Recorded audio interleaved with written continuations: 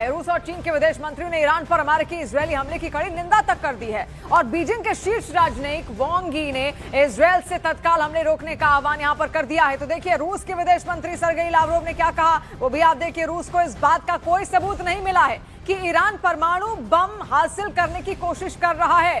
तो ये निंदा यहां पर लगातार की जा रही है, जो कि अब खुद चीन की तरफ से और रूस की तरफ से सामने आई है। जिस तरीके से ईरान के सहयोगी ये दोनों हमेशा से रहे हैं, अब निंदा जिस तरीके से यहां पर लगातार हो रही है, इससे उम्मीदें बढ़ तो रही हैं कि क्या रूस और चीन भी अब इस युद्ध में कहीं ना कहीं दखल देंगे या फिर वो पीछे हटते हुए नजर आएंगे। तो ऐसे में आप देखिए किस तरीके से लगातार ईरान को टारगेट यहां पर इजरायल और अमेरिका ने किया और उसके बाद चीन और रूस की ये निंदा सामने आई।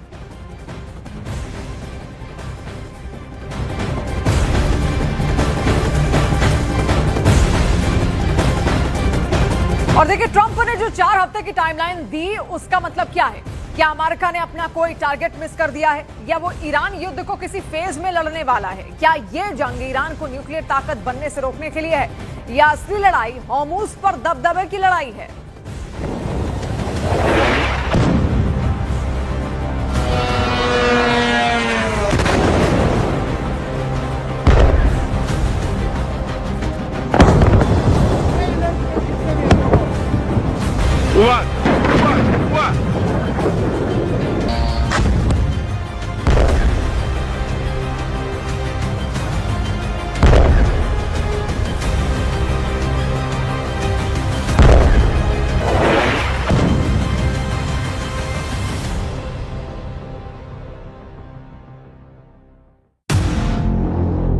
ट्रंप ने डिजाइन कर लिया पूरा युद्ध प्लान।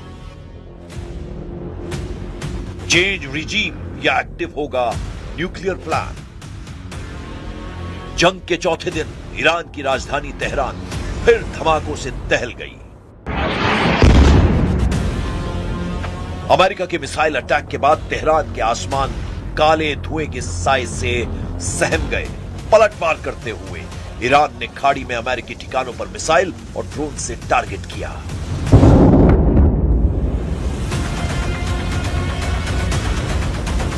इधर इजराइल ने लेबनान में हिजबुल्लाह के कमांड सेंटर और हथियार ठिकानों को धमाके से उड़ा दिया। बदले की आग में जल रहे हिजबुल्लाह के लड़ाकों ने ड्रोन अटैक लॉन्च कर दिया।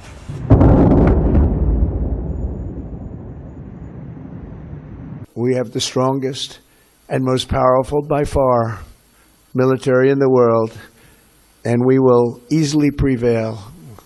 We're already substantially ahead of our time projections, but whatever the time is, it's okay. Whatever it takes, we will always, and we have right from the beginning, we projected 4 to 5 weeks, but we have capability to go far longer than that. क्या Trump शुरुआती हफ्तों में missile और air defence system को तोड़ेंगे? क्या अगले हफ्ते B-2 बॉम्बर और कैरियर एयर स्ट्राइक का फुल डिप्लॉयमेंट होगा?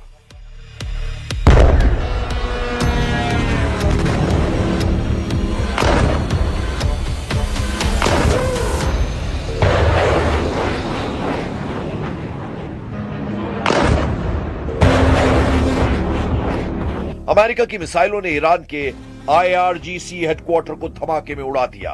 धमाका इतना जोरदार था कि आसपास की इमारतें थर्राने लगी। इलाका ईंट भट्टी की चिमनी से निकलने वाले काले धुएं से भर गया।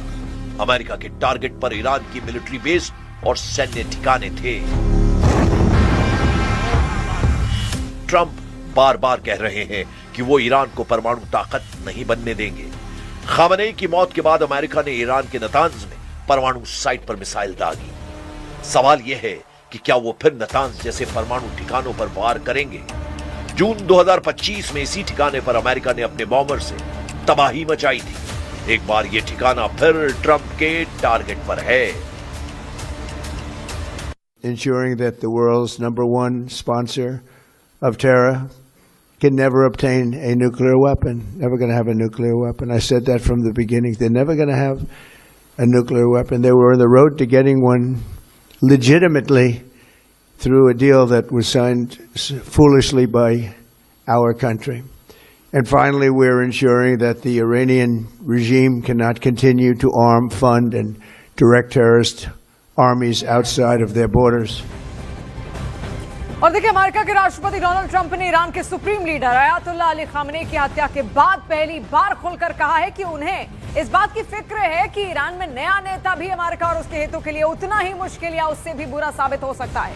वॉशिंगटन में जर्मन चांसलर फ्रेडरिक मर्ज के साथ मुलाकात के दौरान जब ट्रंप से पूछा गया कि ईरान को लेकर उनका वर्स्ट केस सिनेरियो क्या है, तो उन्होंने कहा कि सबसे खराब स्थिति यही होगी कि इतने बड़े ऑपरेशन के बाद भी ईरान में वैसा ही कोई नया नेता आ जाए। वहीं उन्होंने प्रिंस रेजा पहलवी को सत्ता सौंपने के विकल्प को खारिज कर दिया, जबकि उन्होंने यह आशा जरूर व्यक्त की है कि वो ईरान में एक ऐसी सत्ता चाहते हैं जो अमेरिका का समर्थक हो और उसकी शर्तों को माने। 28 फरवरी को अमेरिका और इजरायल ने ईरान पर बड़ा सैन्य हमला शुरू किया था, जिसके बाद ईरान ने इजरायल और मिडिल ईस्ट में अमेरिकी बेस पर कई हमले किए। अब तक ईरान में 787 लोगों की मौत हो चुकी है, 6 अमेरिकी सैनिक भी मारे गए हैं। ट्रंप पहले भी कह चुके हैं कि यह एक्शन ईरान के इमिनेंट थ्रेट को खत्म करने के लिए लिया गया है और उन्होंने ईरानी विपक्ष से सरकार पर नियंत्रण करने की अपील भी की थी। तो देखिए, लेबनान का इजरायल पर एक बड़ा मिसाइल अटैक भी इस बीच यहां पर सामने आया। देखिए, इजरायल पर लेबनान ने 30 से ज्यादा रॉकेट दागे हैं। आईडीएफ ने कई रॉकेट को आसमान में ही मार गिराया है। इसका एक वीडियो भी यहां पर सामने आया, वो भी आप तक यहां पहुंचाएंगे। लेकिन लेबनान इस वक्त लगातार इजरायल के टारगेट पर है। हिजबुल्लाह वहीं से ऑपरेट करता है, खासतौर पर जो दक्षिणी छोर है लेबनान का और जो पश्चिमी छोर है, वहां पर हिजबुल्लाह के कई ठिकाने हैं। और हिजबुल्लाह यहीं तक सीमित नहीं है, ईरान का समर्थक तो रहा ही है, इसके अलावा लेबनान की राजनीति में भी बहुत अच्छी खासी पकड़ हिजबुल्लाह की यहां पर रही है। और ऐसे में देखिए, शिया कम्युनिटी से ये लोग यहाँ पर आते हैं और उनके ही ठिकानों पर देखिए ये हमले यहाँ पर किए गए, क्योंकि शियाओं के बड़े मुस्लिम नेता के तौर पर खामनेई भी यहाँ पर सामने थे। और खामनेई की मौत के बाद से अलग अलग देशों में भी आपने देखा किस तरीके से कई लोग बाहर निकले, उनकी ओर से प्रदर्शन किया और अमेरिका और इजरायल के खिलाफ अपनी नाराजगी भी जाहिर की गई।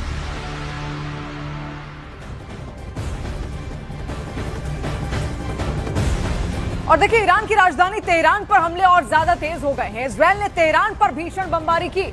इजरायल के हमले में तेहरान में देखिए भारी तबाही इस वक्त मची है। तेहरान ईरान की राजधानी है और तेहरान पर सबसे ज्यादा अटैक, क्योंकि तेहरान में बहुत बड़े बड़े सरकारी दफ्तर वहां पर मौजूद हैं। जो बड़े उच्च अधिकारी हैं वो तेहरान में ही रहते हैं। इसके अलावा वहां पर कई सारे मिलिट्री बेसेस भी हैं। और ऐसे में कोई भी देश की राजधानी आप जानते हैं किस तरीके से सबसे ज्यादा महत्वपूर्ण उस देश के लिए होती है। यही कारण है कि इजरायल बार बार तेहरान को टारगेट कर रहा है। हालांकि वहां से कई लोगों को शिफ्ट कर दिया गया, लेकिन उसके बावजूद भी वहां का मंजर आप देखिए, खतरनाक मंजर। इस वक्त लोगों में भगदड़ और लोगों में इस बात की आशंका कि कब कौन सा बम, कौन सी मिसाइल आकर उनके ऊपर गिर जाएगी और उनकी जिंदगी तबाह हो जाएगी। आप देखिए, रिहायशी इलाके वहां पर खत्म कर दिए गए हैं, लोगों के आशियाने इस वक्त नष्ट कर दिए गए हैं। और ऐसे में लोग खुद को महफूज रखने के लिए इधर उधर भागते, दूसरे शहरों की तरफ भागते हुए नजर आ रहे हैं। जिसको जहां जगह मिल रही है वो वहां छिपता हुआ दिख रहा है। یعنی تنها متری